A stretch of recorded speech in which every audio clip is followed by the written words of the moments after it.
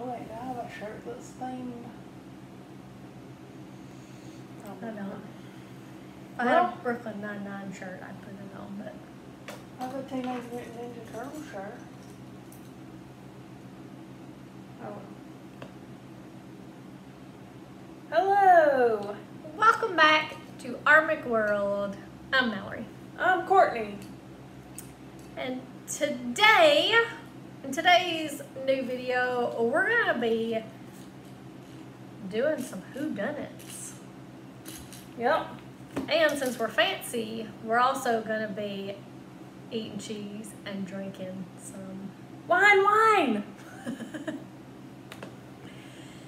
Yes, this is from that collection of wine you got from Stephen Amell's company thing or whatever, right? Yes.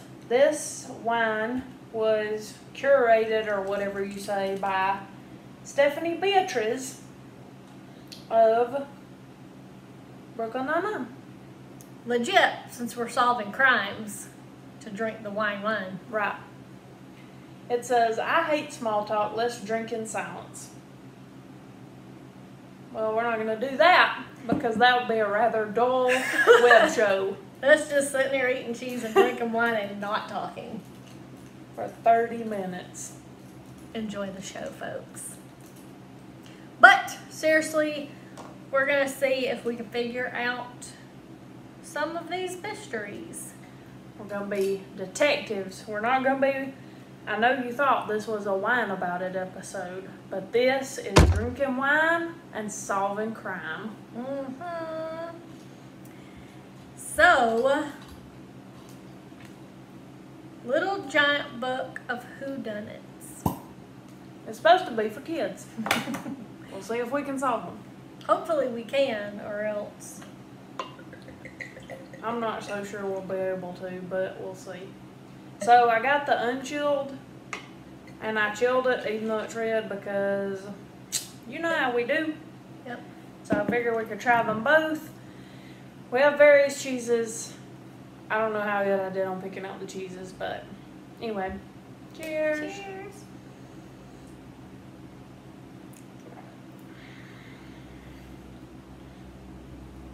That's good.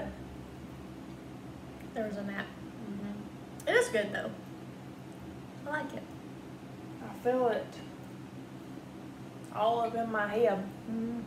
I like reds. I didn't used to be a fan of reds, and now I've got to where I really like them. Talking about chilling the wine, but I just chill all the wine sometimes. I do too. Pretty much. I don't think I have found any kind of wine that I prefer unchilled. Yeah. I like it all cool, but I It know, often has a different flavor, yeah, it's weird. oddly, when it's Yeah. cold. Somebody told me, I think, it makes it sweeter Yeah. when you chill it because the sugars do something. I don't know. Yeah, because I do like really sweet wines, but now that we've grown to liking red wines more, I think that helps balance it out to where it's got a hint of sweetness, but Yeah. it's not like so sweet because, Yeah, I mean, I do something- like the so sweet ones too sometimes, but sometimes I don't. Yeah, I like most Moscatos, but I've had some dessert wines that were too sweet that I wasn't a big fan of. So, it could go either way. Chill time. Chill time. Does it smell the same? Kinda. Mm-hmm.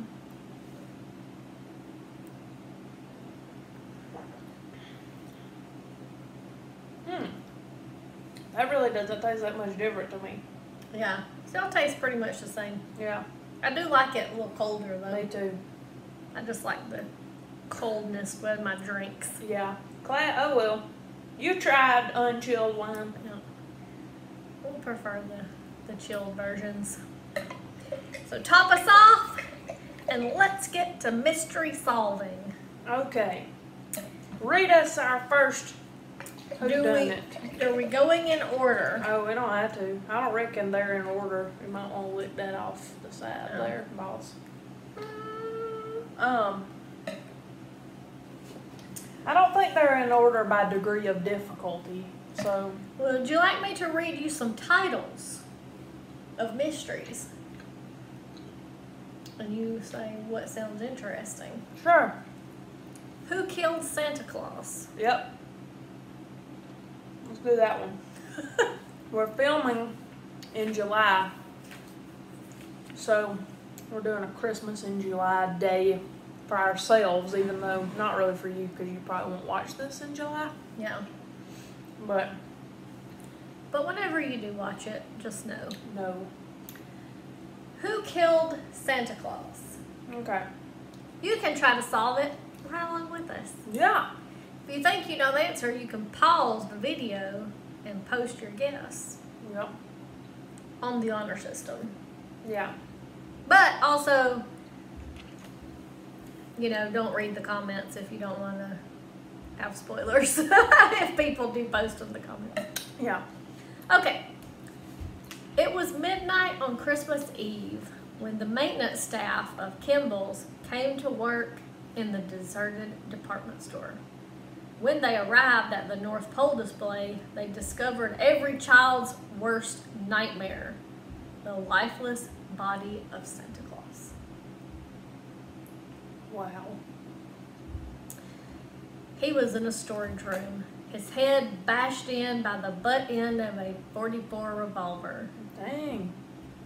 Santa's off-duty, this is for kids, damn.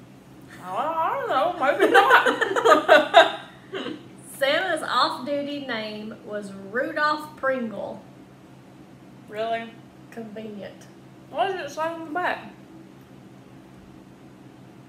No, I don't say nothing about kids, but it's got a dog dressed as a detective on the front. That's Rudolph's revolver, the manager informed the police. How do they know that? And why did he have one anyway? Why do you have it at work? At the department store. Being Santa. And a revolver. I mean, that's like... Santa's rolling down the block in a Panzer. What year is it that he has a revolver? I have a revolver. Isn't that like... It makes me think of those antique... Like Winona carries. Yeah. Yeah, but they make modern revolvers. No. My gun's a revolver. Any gun with a Well. revolving chamber is a revolver. But yeah, I mean, I've had that book for 1,000 years. So too, this one I think of like from Clue. Okay. Yeah. Anyway. Okay. He started carrying it after a 6-year-old pulled a knife on him. What kind of place is this? Maybe that's why Santa had the right idea. The kids are crazy. Do you know anyone who would want to see Rudolph dead besides the 6-year-old? The manager cleared his throat. Santa's been having a lot of fights with his elves. I know 3 elves who threatened to kill him. Jeez! This is insane. Okay? The most shocking part of this was not when they found Santa dead. No. I'm just gonna say that out loud, okay? And I guess it wouldn't be every child's worst nightmare. No, not the 6-year-old. He's pretty psyched about it, probably. The detective had the murder weapon bagged. Then he placed it on the center of the interview table, right where the suspects would be forced to look at it.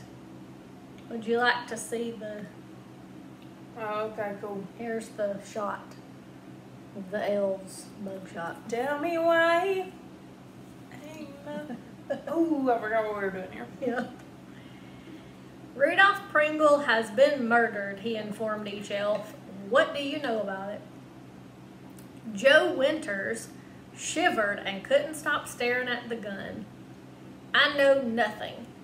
Some of the guys had trouble with Rudolph, but he was always nice to me. I left the store at 9, right when it closed. I was too tired to change, so I wore my costume home. No one said a word on the subway. Okay. Suspect number 1, Joe Winters, the elf. Okay. Rudolph They're was... all elves, right? Yeah, these 3 are. Okay. Rudolph was a pig, snarled Sam Petrie, the second elf. If he pushed me too far, I wouldn't smash his head in. I'd sue. What's the use of a dead Santa when a live one can be made to pay? How does he know that? It's a good question. Suspect number 2, Sam Petrie. Robert Goldstein was the smallest elf. On hearing the news, he burst into tears. Last week, Rudolph started a fight. He said I was too slow bringing in the kids. He slapped me on the head and called me all sorts of names, but I didn't kill him. The detective called in his assistant. Well, we have our killer, he said with a smile. All I had to do was use a little psychology. Who done it? Do you know? No. The solution is on page 348. Okay. All right.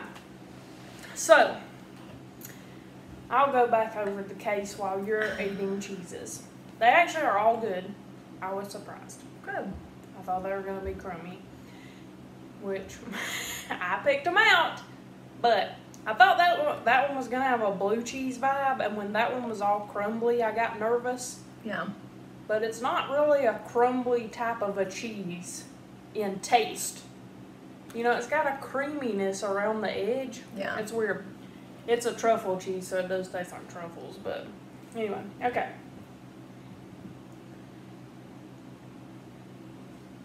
Okay, so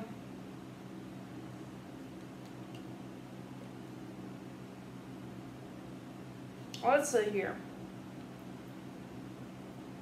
Okay, here we go. Here's just a clue.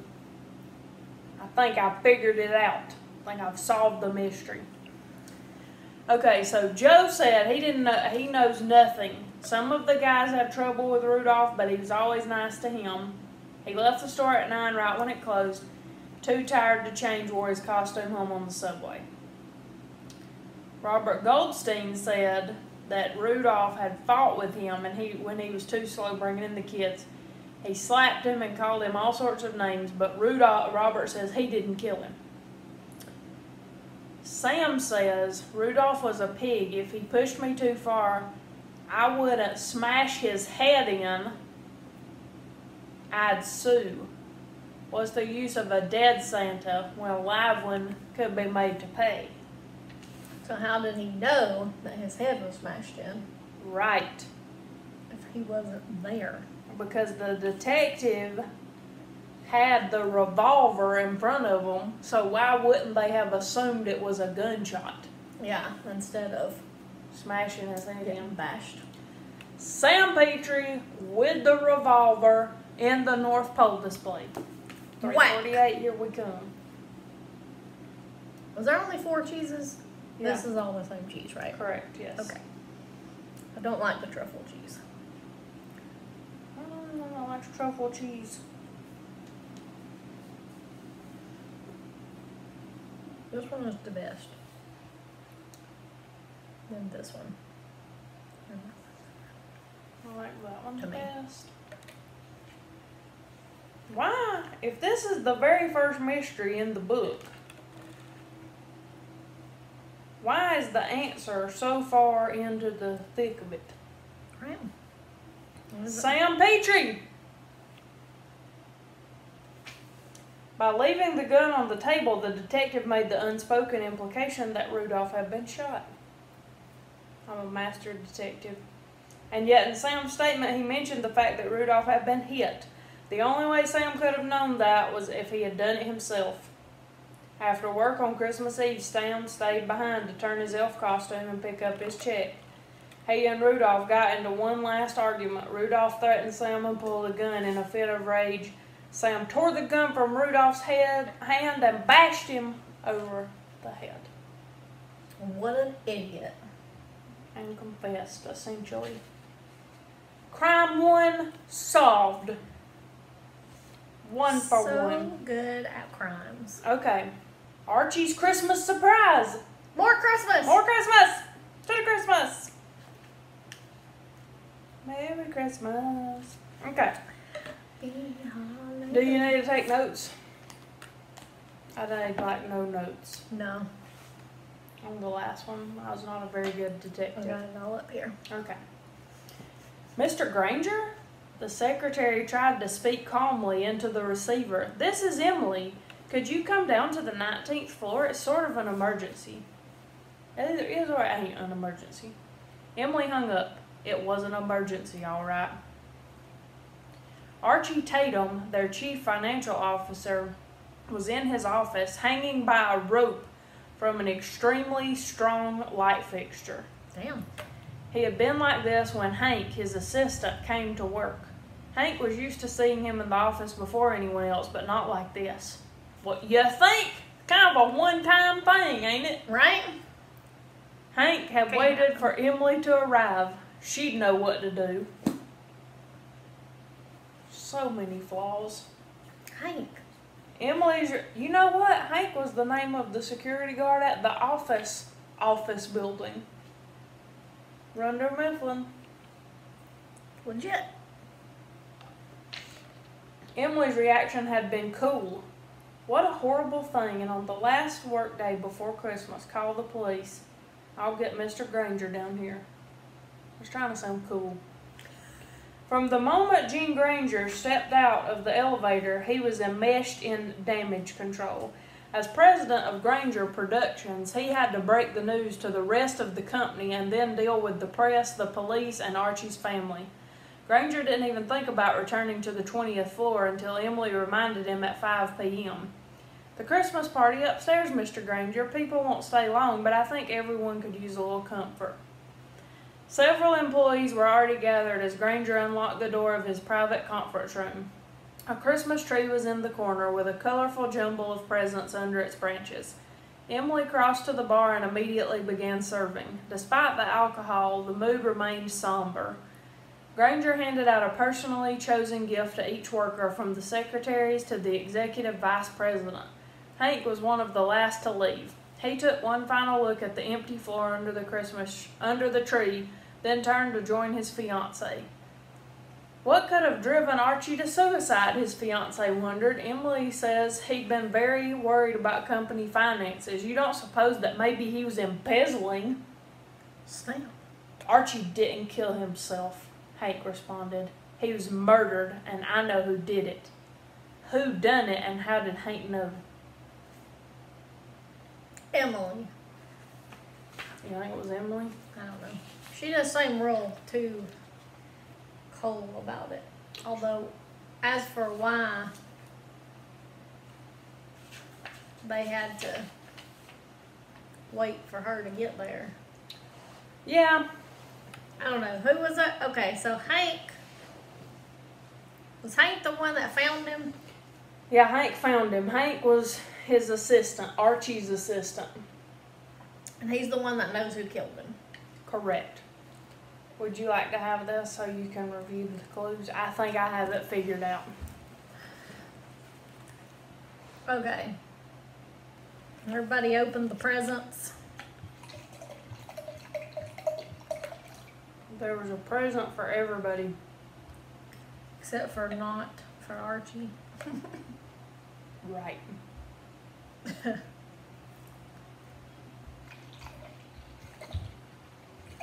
So who are the presents from? Mr. Granger? I'm going to assume yeah, because I'm thinking since it was in his private locked conference room, that he's the one that got the presents. And since there was no leftover present, he knew Archie was going to be dead. Yeah, I wasn't gonna need a present. Yep. Mr. Granger. Where is the results at? 303. Maybe they mix them up so it won't be too easy to find the answer. Gene Granger supposedly did not hear about the suicide until he arrived on the 19th floor, and yet, when Granger unlocked the door to his conference room, there was no Christmas present waiting under the tree for Archie. Granger had personally selected presents for all his employees, all except the man he killed, the man he knew would be dead. There was no other way to explain the oversight. Hank notified the police, who soon uncovered Granger's massive embezzlement. Double crime. Snap. We didn't uncover the embezzlement though. We didn't solve that front. We just got him for murder, which honestly probably carries a heavier sentence, so it's probably fine. So basically, It's probably fine. well, I don't know if there's any more Christmas ones or not. Hmm. There's a Winter's Tale. Alright, Don't know what that is. let's go with it. Let's find out. A Winter's Tale. In the dead of winter, the citizens of Mount Bank, Minnesota, grabbed at any excuse for a party, especially when it was hosted by Emma Wheeler, the richest woman in town. As usual, this was one rowdy and crowded and huge success until about 12:30 a.m. That's when Emma noticed her prized Ming vase was missing from the entry hall table. When the police arrived, they found all the revelers. I thought you said meme face. Oh, I was like, how did they know about memes? memes. Ming. Antiques. Sorry, Yep. the revelers. Herded into the living room with Emma standing guard like an angry sheepdog. The house was searched, then the house perimeter, then the guest cars, no vase. You're going to have to take their statements, Emma told the police chief. I don't suppose it will do much good. At a party like this, people can barely remember their own movements, much less keep track of others. Philip McGlass stepped forward with his statement. I was one of the first to arrive, about the same time as Julie Becker. I never once left the house. If people don't remember me, it's because I spent half the party in a bedroom watching a basketball game. The chief took down Philip's information, then told him he could go. Rod Shalowitz was next. I have to get home, he apologized. If I'm not there for the twins' 2 o'clock feeding, my wife will have my head. Rod also claimed never to have left the premises. Oh, he recalled, no, I did step out onto the second-story balcony, but it was so bitter cold I came right back in. Julie Becker was the third to make a statement. She also claimed to have never left and seen nothing. I spent much of the party flitting from group to group and munching at the various food tables. The chief dismissed her, too, and watched as she went into the hall and grabbed her coat from the top of the crowded coat rack. This is going to take all night, Emma complained. The chief disagreed. No, I think I have a viable suspect already. Whom does the chief suspect and why?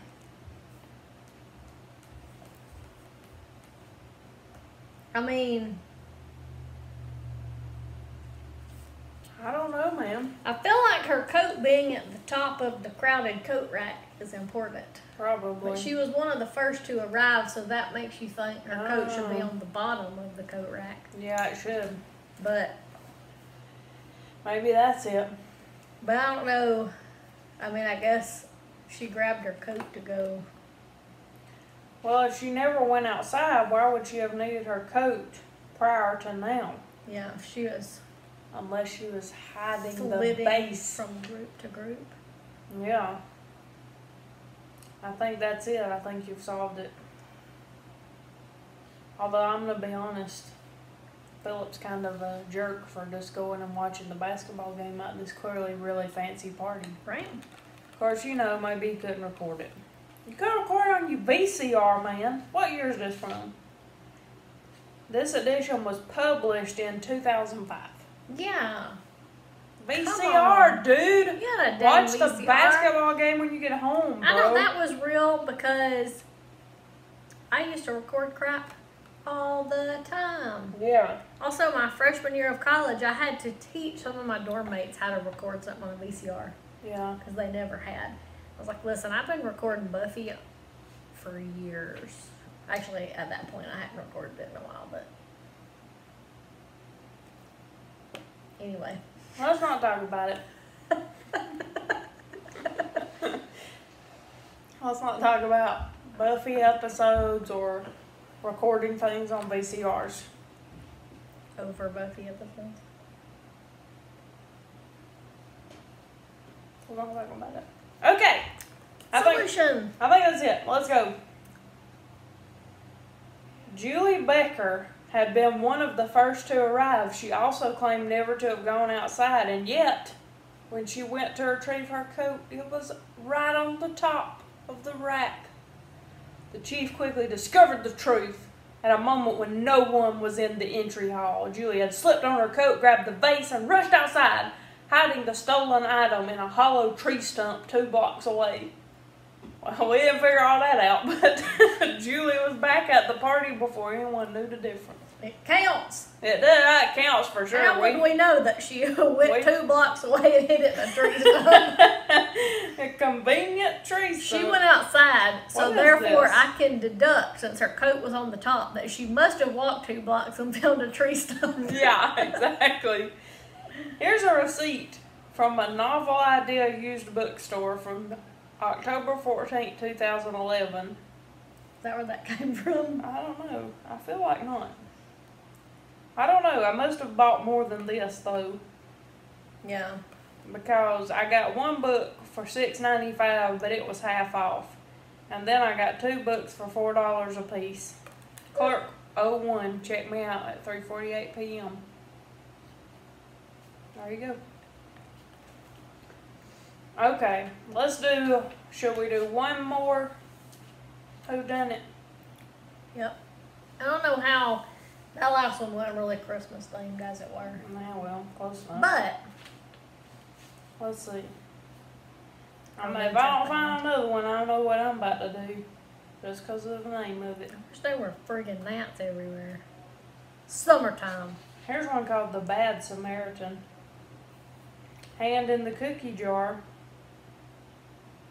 Who stole the cookies from the cookie jar? Even hypochondriacs die. But listen, this one's called Chili Con Carnage. Oh, We're doing that one. that sounds like a cannibalistic story right there. I feel like I'm wanting to put checks in here. I'm going to put a check in here if we've solved it. That way if we do another one of these, because I know the public will be demanding it, we'll know which ones we already did, since we ain't doing them in order at all. No. This one's called A Nun Too Pretty. Okay. Okay. Chili Con Carnage. What has happened? Chili. The murder should have been discovered at 7 a.m. That's when Gil Castor's assistant Marie was supposed to arrive at his Austin, Texas home and start helping him prepare for the biggest night of his career, the governor's Chili Con Carne ball.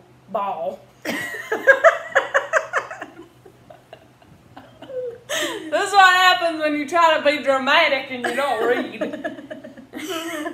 But Marie and Gil had had a fight just the night before, and Marie had quit, leaving Gil's estranged wife, a local television reporter, to find the body at 3 p.m. when she and her crew showed up to interview him. Before the police even arrived, a tearful Aretha Castor was live on the air reporting the death of her own husband. Just minutes ago, Texas' most famous down-home chef was found in his kitchen, apparently hacked to death with a meat cleaver. In what can only be described as a cruel afterthought, the unknown killer stuffed the murdered man headfirst into his own chili pot. That was my news anchor voice. I can tell. I'll never be hired. Although I'm going to be real here, to be fair, and I know this is interrupting the mystery. our southern accents get thicker when we drink. Yeah. So that's already happening anyway. That night at 8, the governor's dinner went on as scheduled, thanks in large part to Austin's second best chili chef, an opportunist named Winston Short. As soon as I heard the news, I threw the pinto beans into soak, mixed up the cornbread mash, and telephoned the governor's office offering my services. I would have liked to give the spices more time to simmer, but I think we all understand the unfortunate circumstances I was working under. Even as the ballroom full of VIPs were gorging themselves on Winston's savory beans and meat, the Austin police were busy interviewing Marie. Gil was using my family recipe for his chili, the ex-assistant told them. He promised to give me credit on the ball's menu, but last night I found out he hadn't done any such thing. I called him up and quit right over the phone. I haven't been to his house since the day before yesterday. The police reviewed the evidence and brought in a suspect for question. Whom and what made them suspicious? Winston. Yep. Why? I don't know. He seemed to have the most to gain by this thing. That's true. Would you like to review? What was it? I don't remember. See, here's the sitch. Aretha Castor said apparently hacked to death with a meat cleaver. So, like, did she find the meat cleaver? Or did she know because she hacked him to death with the meat cleaver? Yeah. But like, here's why I'm suspicious of Winston. yeah. He says, now wait, hold up.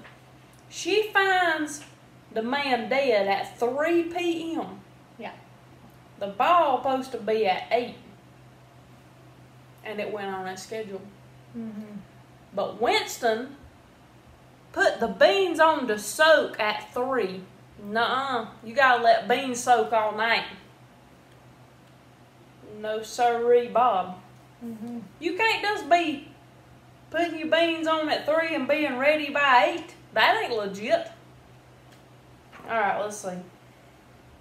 Any other thoughts?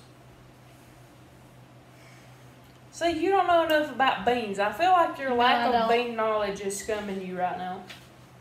I don't like beans. Winston resorted to murder in order to take Gil's place. That was also the reason behind stuffing him into the chili pot to prevent anyone from salvaging Gil's dinner after he died. Winston had counted on the murder being discovered early that morning. The late discovery fouled up his plans. In order to prepare homemade chili, one needs to soak pinto beans for at least 8 hours. Winston had to start soaking the beans that morning before the body was actually found, or else they wouldn't be ready. Unfortunately for him, the Austin Police Commissioner was a chili aficionado and noticed the discrepancy. Gotcha, Winston. And so did we, Winston. Take that on your beans and soak it. Oh no.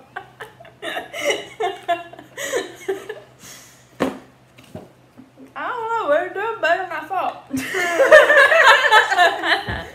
Solving possibly Kid mysteries. Listen, if these are kid mysteries, they're PG-13, man. Yeah, because they're like pretty descriptive. maybe they're not. I just thought the little dogs in the trench coats. The front looks like it would be a kid's book, but you know, maybe not. Yeah, maybe not. I don't know. Test your wits and give your powers of deduction a workout. It don't say the age group. Deduction. But if we like this book, we'll love all the titles in the series. But there ain't another one about this. Little Giant Book of True Ghost Stories. I like ghost stories. Let's sit in the dark and tell ghost stories. No, we're not doing that. Too much wine for today. Never enough. Never enough. On National Moscato Day, I drank a whole bottle by myself. Oh, wow. Yep, went hard. Pro tip. They make canned wine. And canned wine is a half a bottle of wine equivalency. Yeah. But look, nobody's going to think anything about you if you drink 2 cans of wine. If you drink a whole bottle of wine, people who need to mind their own business, frankly, will think something about you. Judge you, may judge your son. Karens. Mind your business, Karen. But Mind listen, it. so if you're worried about people judging you, canned wine is the way to go. Yep. 2 cans, no big deal. Nope. Perception. I ain't worried about it, so like I just said on national YouTube, I drank a whole bottle by myself on National Moscato Day anyway, so It is what it is. it is what it is. Okay. Well, you want to do more? The gnats are driving me crazy. Always. Go Summertime, Braves. summertime in the freaking South. Go Braves. Yes. Down with regular Nats and Washington Nats and Philadelphia Phillies. And Bryce Harper. Right. That's fine. You know what? Listen to me. We're about to take a tangent here. Bryce Harper, are you a nice person? Because you don't seem like You one. don't. You drug your foot across the A, then you gonna get mad when we throw at you? We'll never forgive you. We'll never forgive you. And never come here. Alex Anthopoulos, if you're listening to this web show about solving little mysteries, drinking wine and eating cheese, do not sign Bryce Harper. Sincerely, us. Mm-hmm. Seems like a good way to end the show about solving mysteries on a completely unrelated note. Do not sign Bryce Harper. Yeah, mystery Don't solved. bring him to Atlanta. Right. This is not the wine talking. This is us. Mystery solved. Yep. We solved 5 mysteries today. 5 mysteries. How many did you solve? Now we're whining about Bryce. It did turn into a whine about it. We're whining about Bryce Harper. Alright. Not the first time. No, it ain't. Won't be the last. Okay, guys, listen. Baseball tangent aside, thanks for watching our mystery video. We still have about 100 left in that book. Yep, there's a whole bunch. So we'll be getting to the rest of them at some point. Yeah. We don't want y'all to get so bored with our extremely great crime-solving prowess. Yeah. Because I feel like every one we were just like, We just solved. know it. Solved. People at home right. Can't be a detective. We can work for the 9-9. 9-9! Wine! The wine is really good, so you should get some. Way to go, Stephanie Beatrice. Yep, get you some of that. We're excited too. Unrelated, but kind of related for Brooklyn Nine-Nine. Yes. We should start putting stuff in the middle. Yeah, we should. There is a space. Like, See, but what's weird is that it's not the middle to us. Somehow the camera, it's not in the middle of the table, so it's like, it's over there, and it's weird. so we were sitting, I guess. Anyway, this was nice. We were tight, and we are the world's most greatest detectives / geniuses / humans. We should have a belt or a trophy. Or Heist champions. Cool. Alright. Alright. Well, we will see you in the next video, hopefully. Yeah. Come back for more videos. Bye.